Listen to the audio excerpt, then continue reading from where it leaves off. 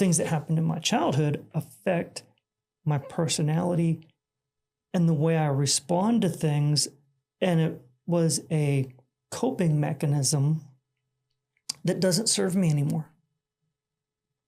And then how do you change that after you've been doing that for 50 years? Tulsa Talks is the podcast that is inspiring people to have everyday meaningful conversations to gain perspective and help the world.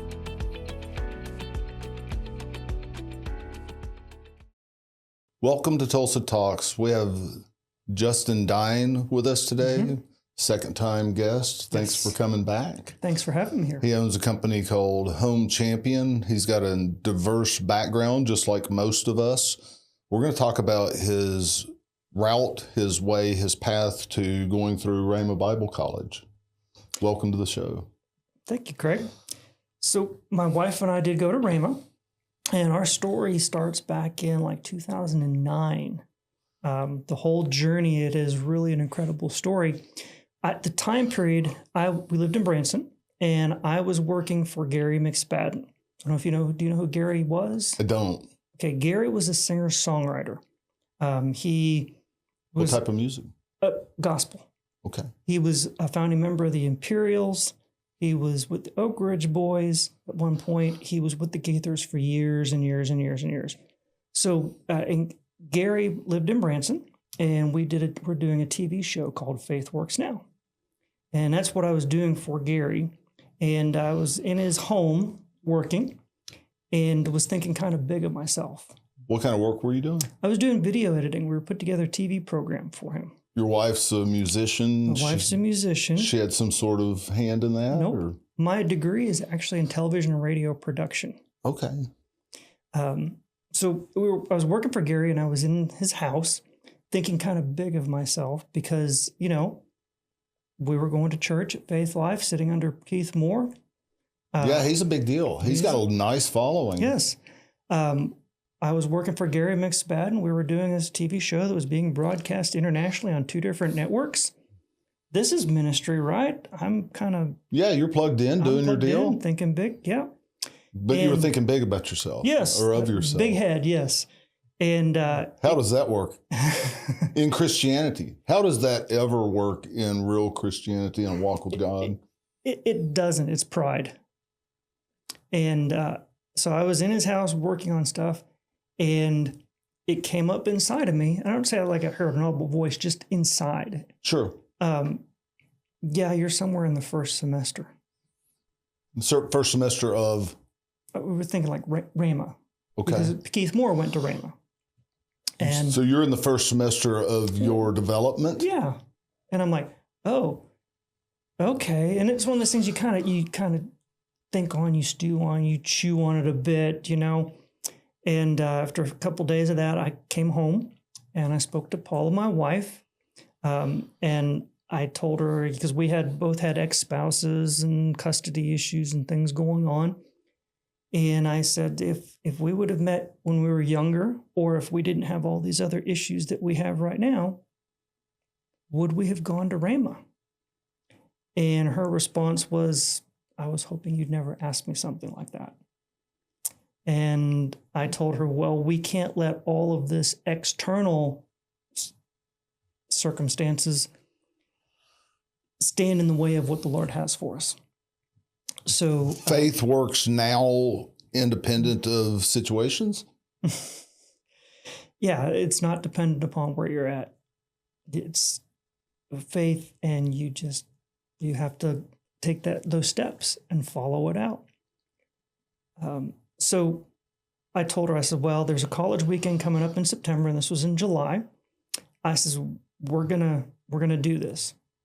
We're gonna go ahead and at least go. So we're gonna make the commitment. We're gonna get the reservations we need to and go. So that's what we did. And when we were down there for the college weekend, we literally had our mail read from the platform. Interesting how that happens. Oh, yes. We were thinking, Paul and I were thinking, well, maybe this is sometime after the kids have grown up. We're being obedient to come and check this out. We're good.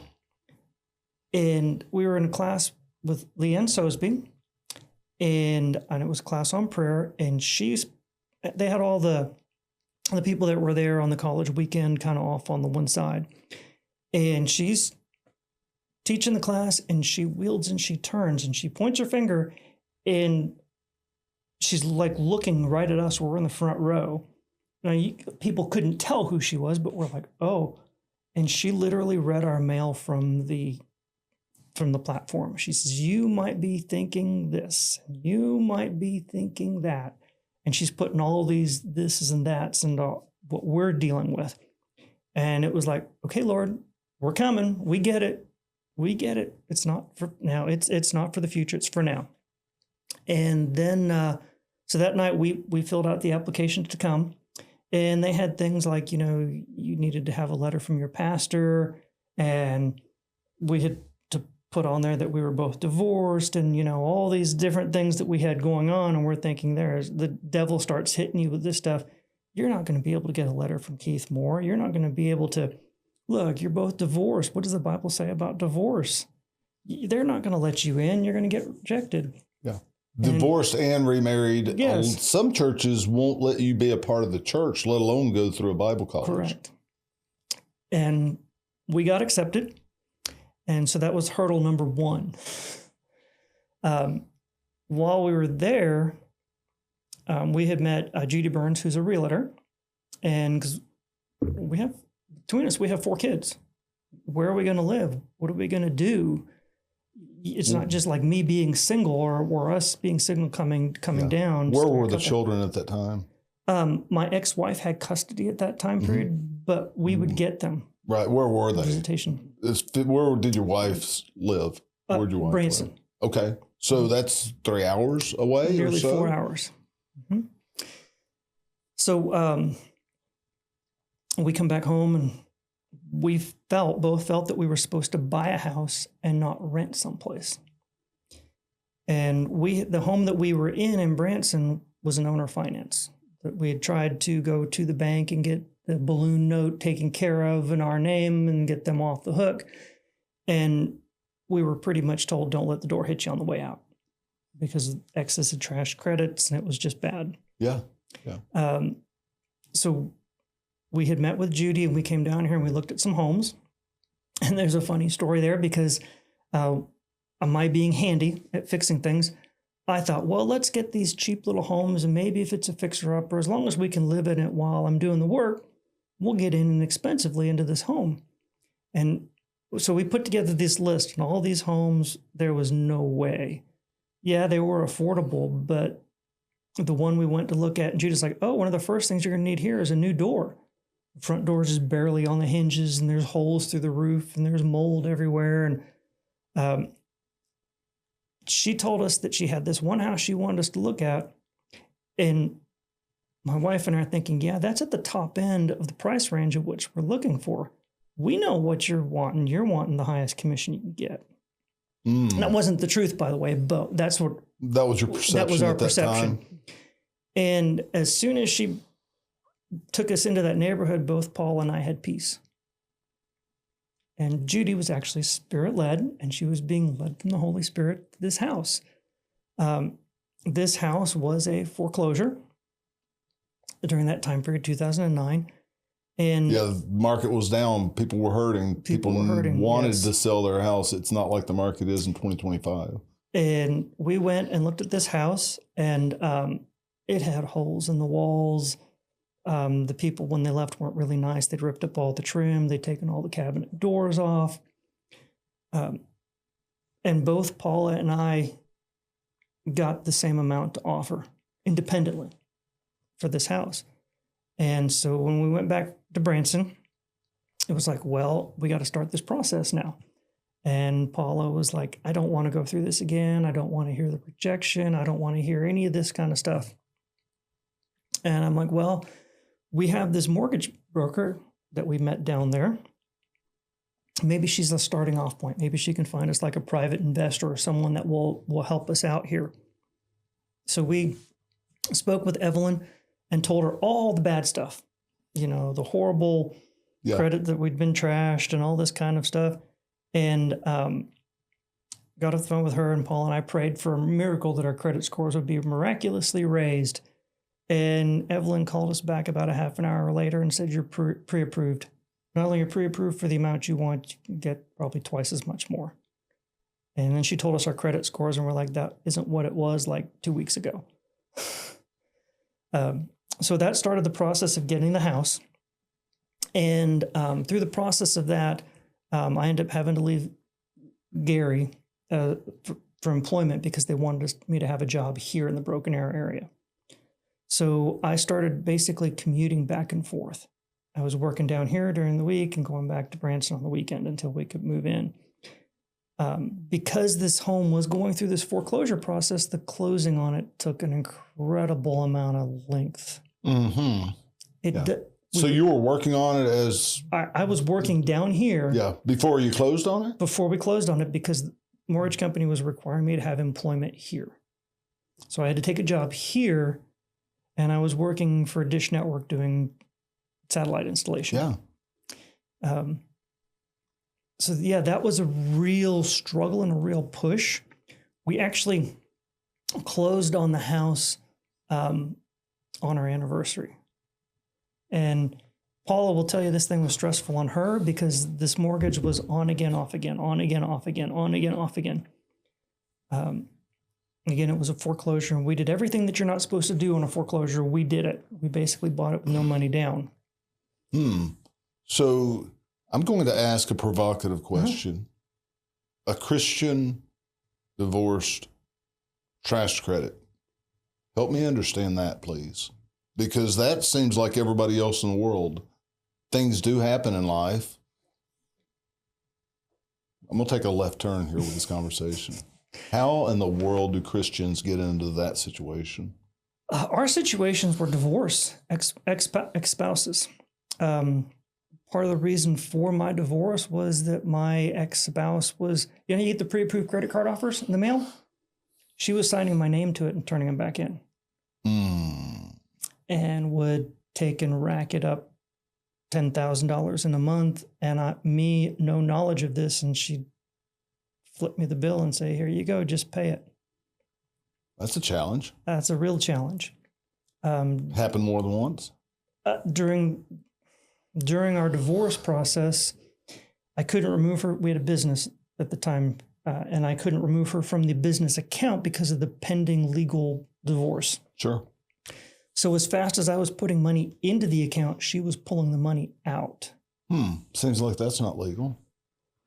Might not be, but her name was on the account. So legally, they couldn't prevent it. Yeah, it seems like she would have to have just cause for spending the money, especially during divorce. Nope. Wow. Seems like that might need to be addressed by legislators. So that was in Missouri. What that meant, though, is that I couldn't pay my own bills for the business.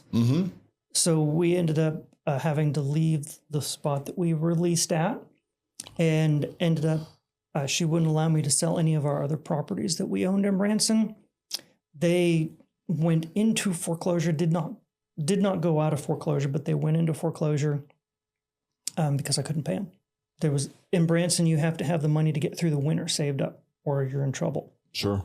Yeah.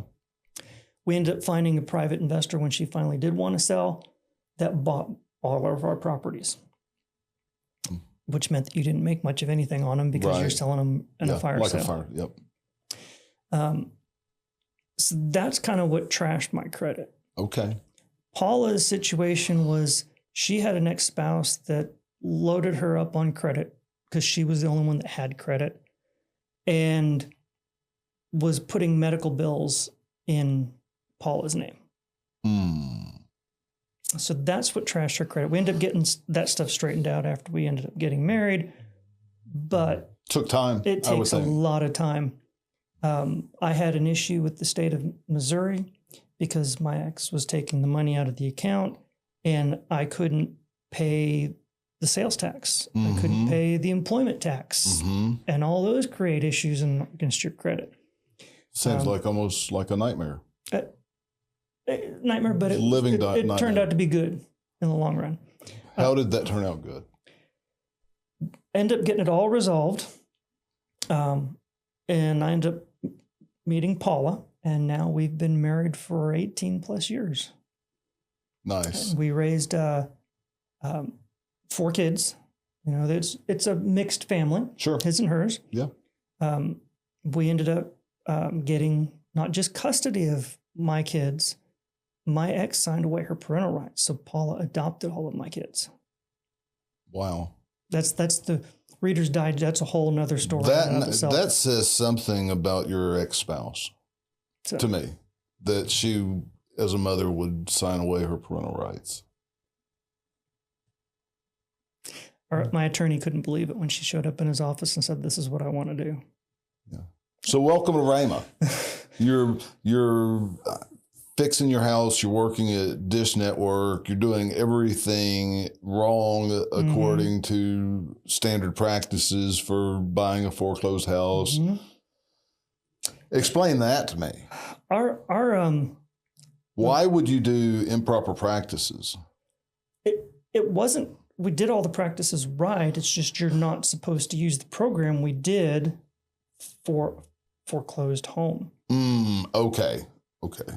But we went through the whole process like you should be, and it was approved. Okay. They came out to, it was a big process, and Paula's like, I don't want to do any more paperwork for them. But the inspection on our house needed a roof. I knew it needed a roof.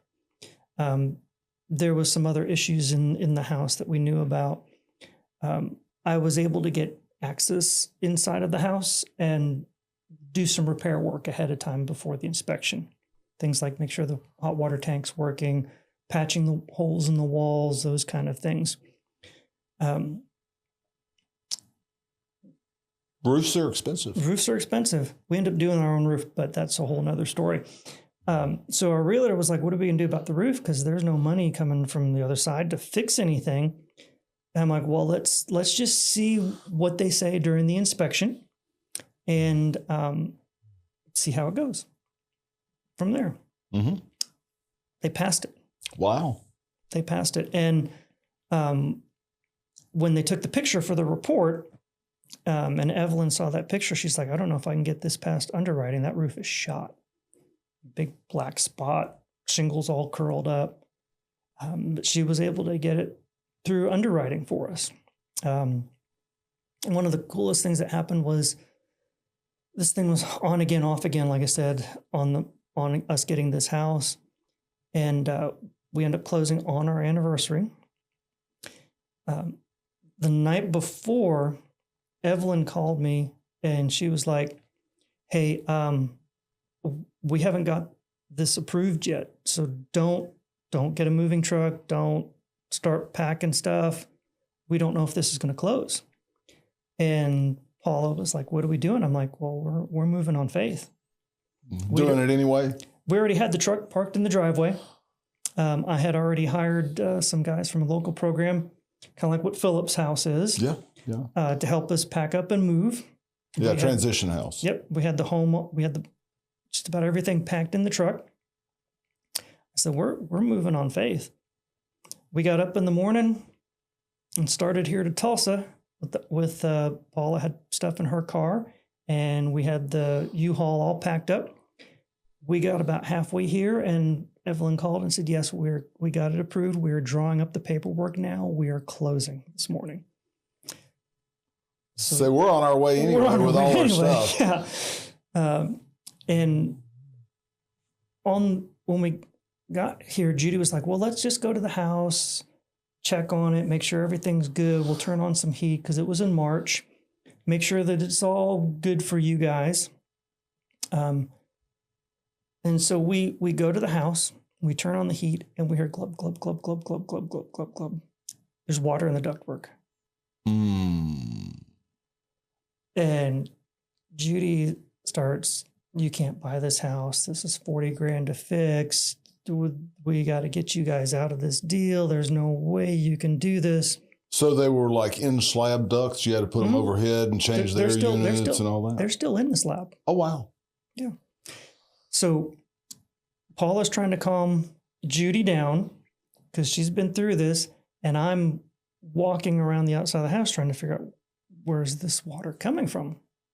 And I got it through the Holy Spirit. And Paul is like, what is it? I'm like, well, we're buying a house. Everything we've been through, this is just another guys from the devil trying to get us scared and out of this house. This is what the Lord wants for us. We're buying this house. We've been through too much on this house because we've been through, it was supposed to originally close in December. We closed in March. It was 3 months of on again, off again with the mortgage company and everything else. So we went and we signed and we bought the house. And Paula was looking at me going, what are we doing? I'm like, I got this. Lord's told me what it is. It's groundwater. It's the slope of the area. Everything runs towards our house. And it's going down and then coming up at the weak point, which happens to be our ductwork. So we end up digging. Initially, I just dug a pit down in the backyard and threw a little grinder pump and kicked it out to the street. What we have now is I've totally fixed it.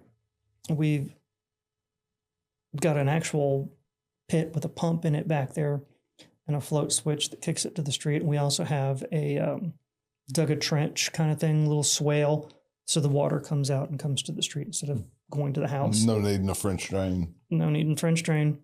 But yes, I was shop vacuuming water out of the ductwork, and then it would come back and you'd shop vac more water out of the ductwork. And yeah, that ground being saturated will absolutely perk into the least resistant place. Mm-hmm. But yeah, that was our experience at the closing table.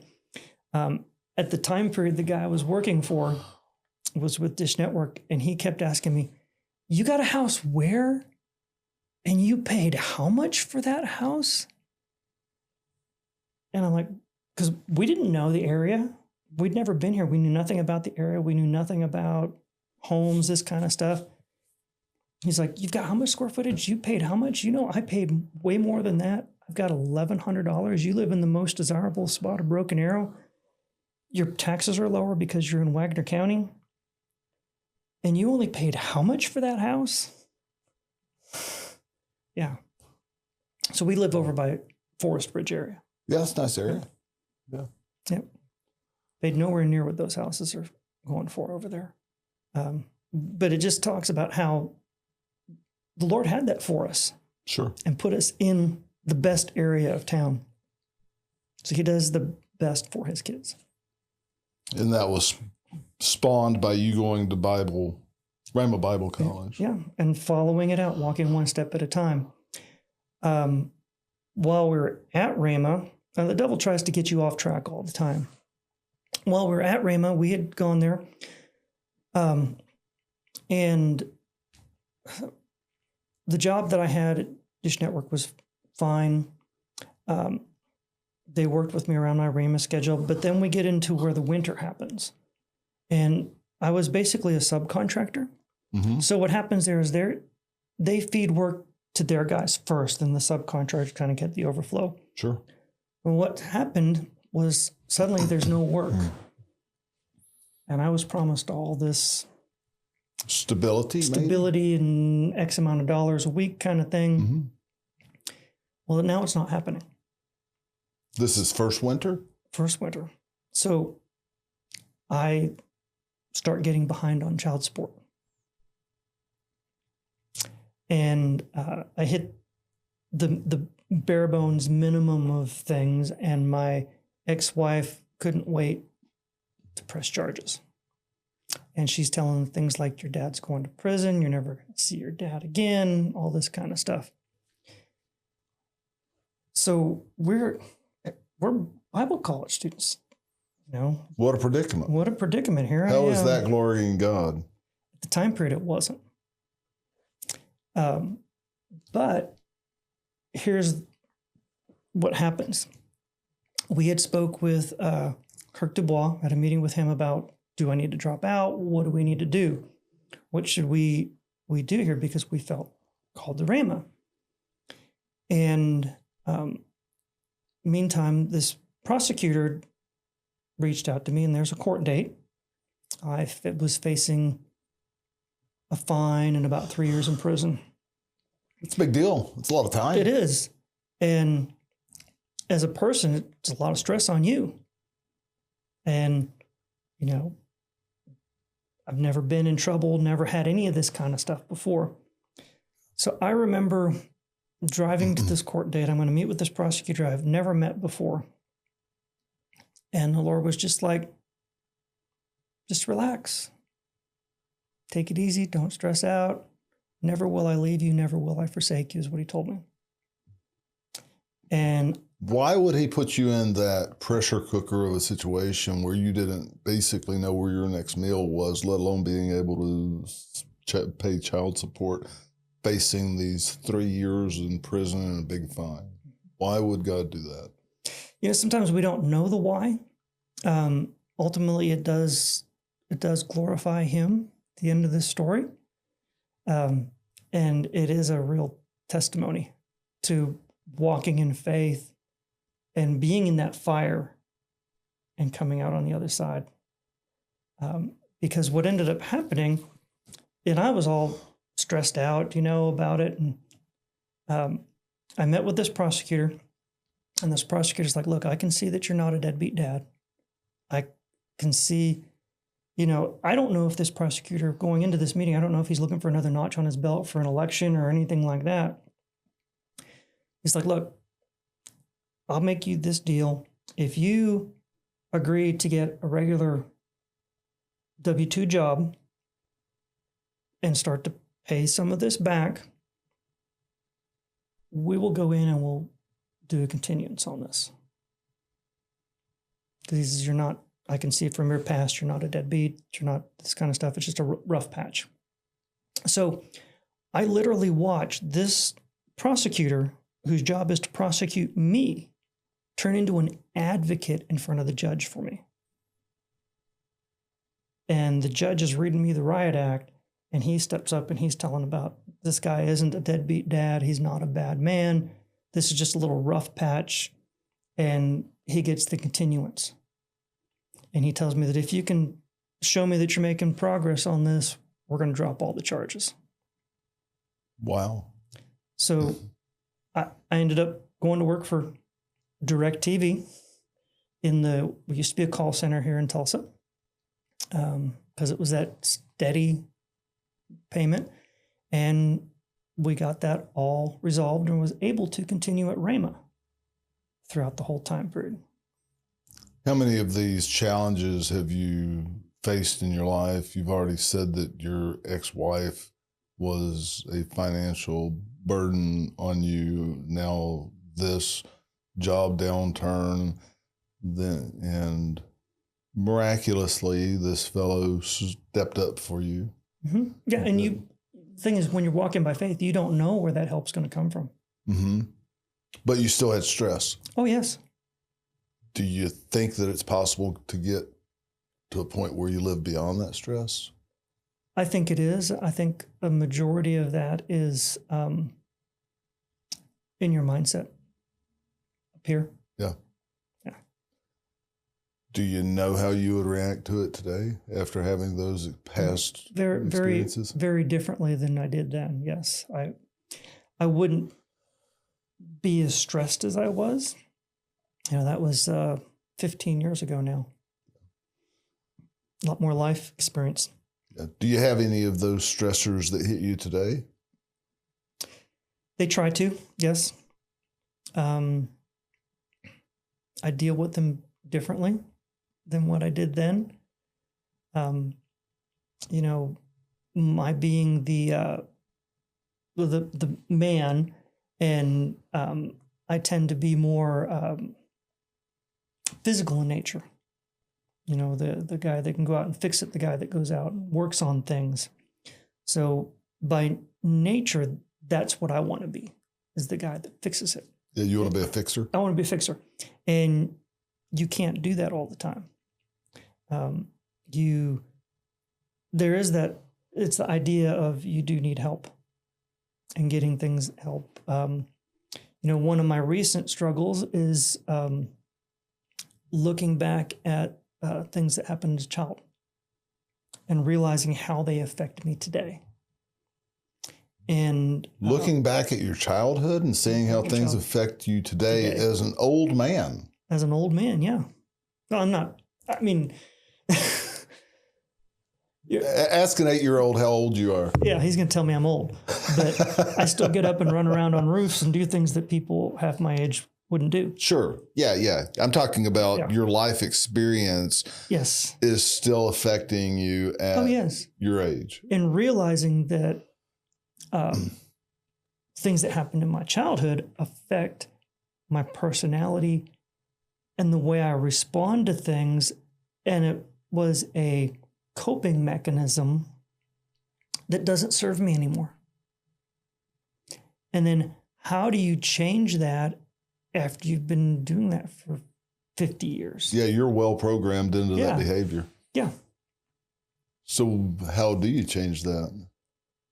It's a process. The first thing is realizing that does affect you. And then it still takes a lot of time. Paula and I were doing this the other day, and I'm like, I had to stop. And I'm like, okay, here's how I want to react. And I understand why I want to react that way. And her and I are able to communicate about some of that stuff now. This is how I want to react. This is my natural tendency. Yes. This is my tendency to react this way, but it's actually not the way that I want to react. Correct. This is my tendency, but I don't want that tendency anymore. This is my tendency coming from a protection because of past experiences. Mm-hmm. Even though I know this isn't good, so I'm going to not react that way. But it's that idea of catching yourself. And then it leads into, and I'm not all the way through all this by any means. Then it leads into this whole aspect of what's the real me? What is the way in which I would respond? Because some of the stuff that I'm working through goes back before I was even in school. Yeah. Yeah, I've had this life experience. This is how it affected me, and I'm fearful for that to happen again. So I need to withdraw or act differently. Than I'm programmed to act differently than I should. I know that I should act like this because this is what God tells me. This is how I've been trained. This is how I could live from a higher perspective. Mm-hmm. But my tendency is to revert back until I reprogram myself. Yes, because it's a self-preservation issue from whatever traumas or things happened as a kid. So we all look at life through filters. We all have a filter. Yeah.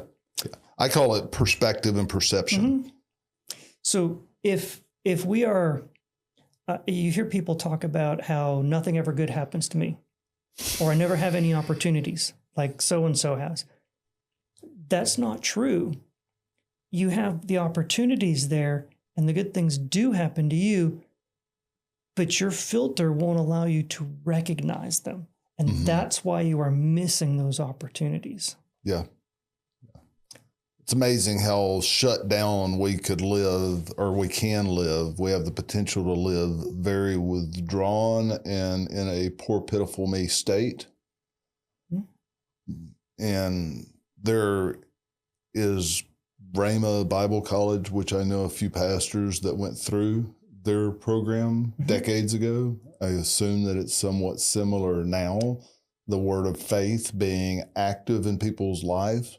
There's actually these, and I think I have the right to say this woo-woo movement. My daughter is into the spirituality of the universe and speaking things into existence mm-hmm. and all of that. And they're just like 1 degree removed from what I understand Rhema to be.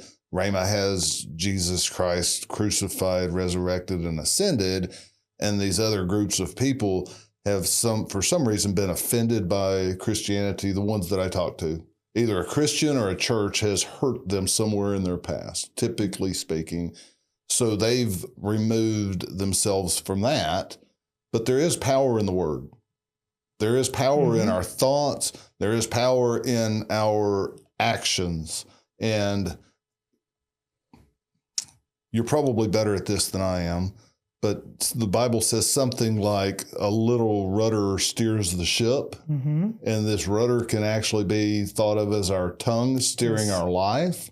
And self-talk, even if you're not saying it out loud, which 99.9% of the time, whatever you're really thinking inside yourself will come out, which directs your life in that path.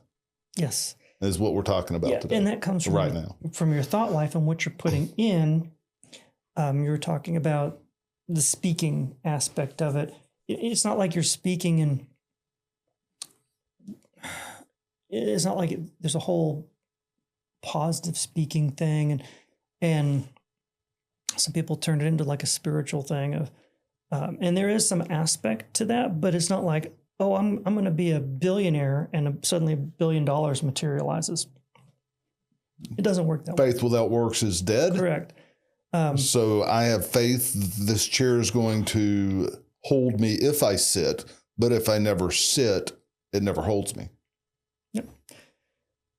Where the speaking really comes into it is changing your mindset.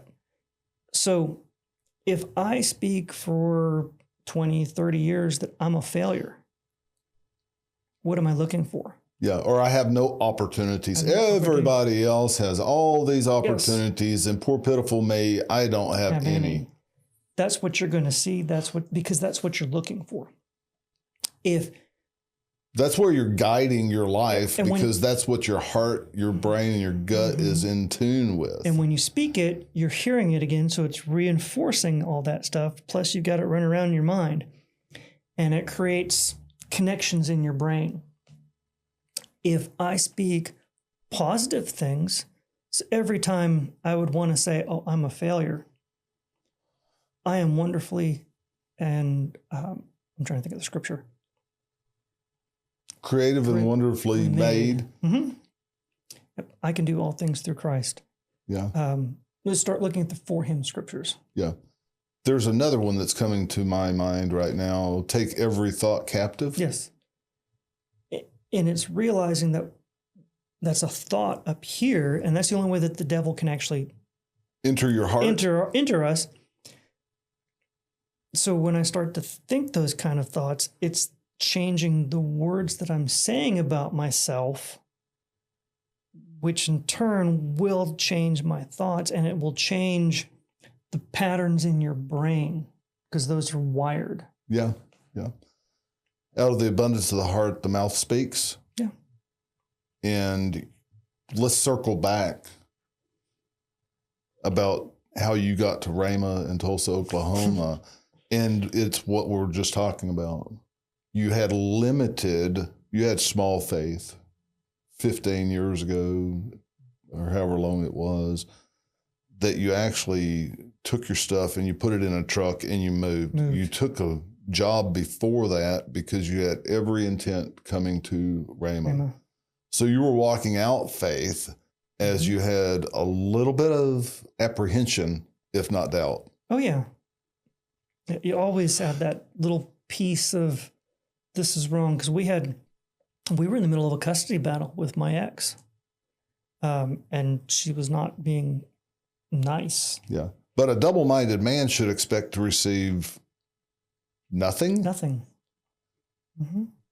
Isn't that amazing how you had a little bit of apprehension, but you were still moving forward through that fear, through that anxiety. And then you get here and you've had that proof in your life that God was actually directing your steps.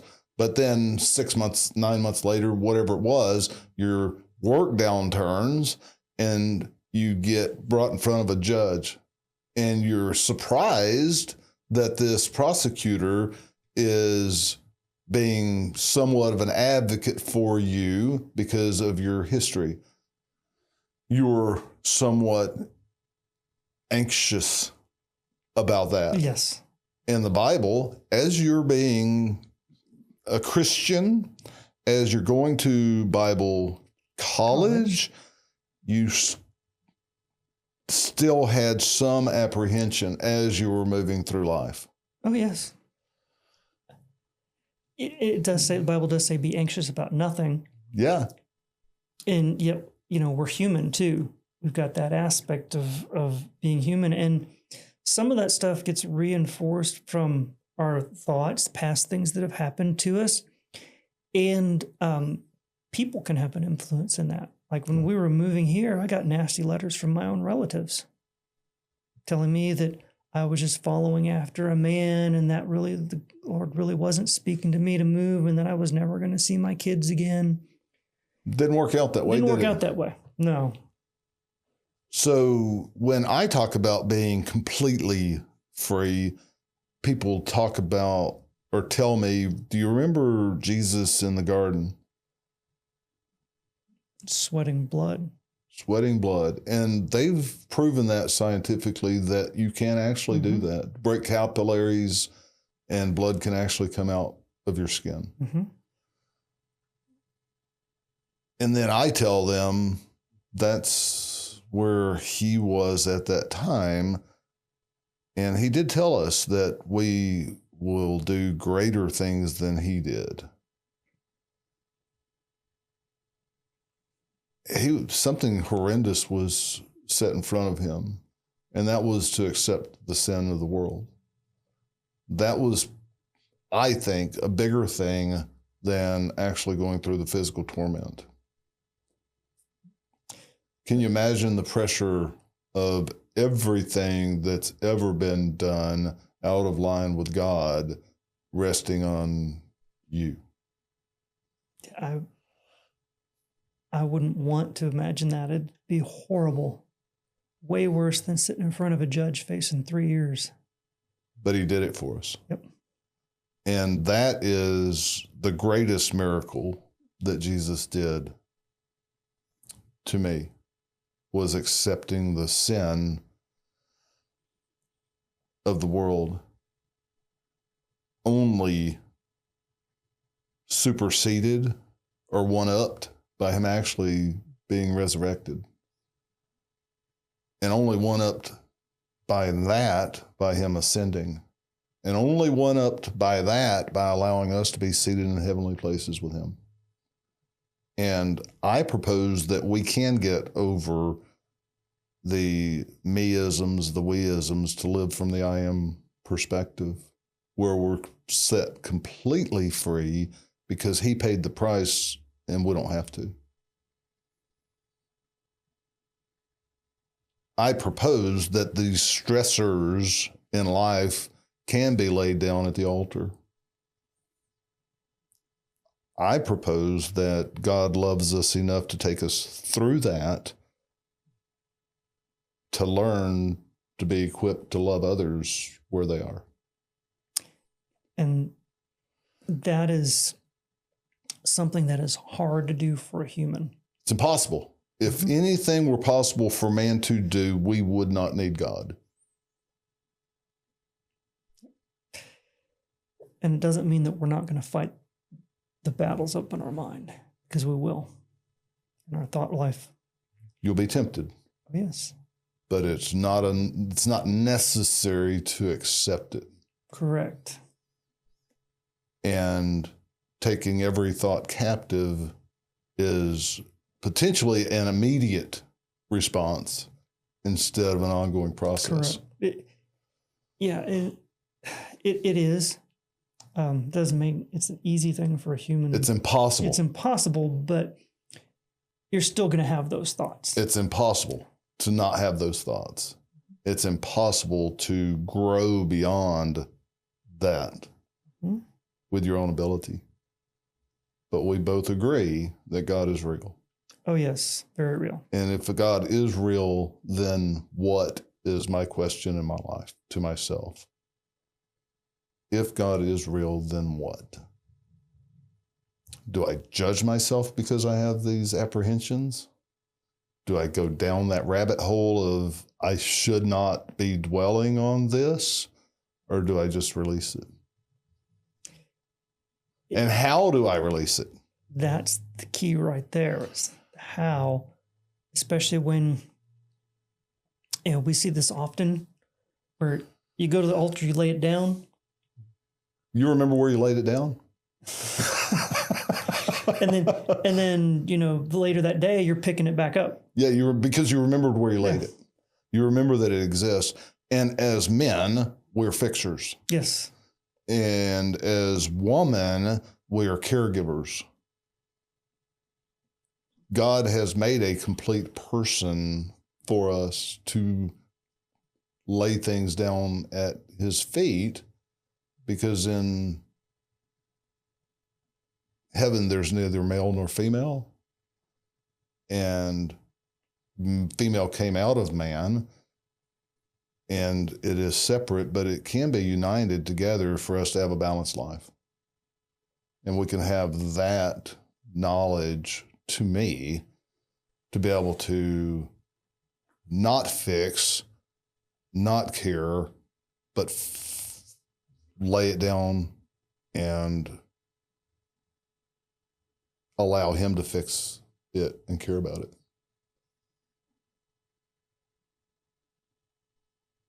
Yep.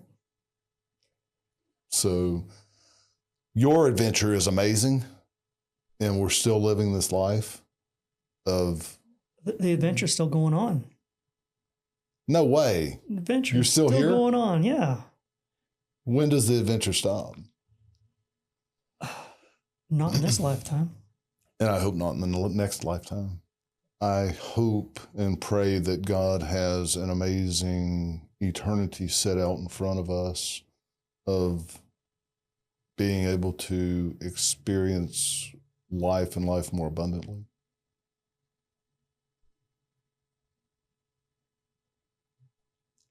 Thanks for coming today. You're welcome. Thank you for having me. We are here to help you discover or develop your passions, how you can use them, and why you exist. How can we help you help others better?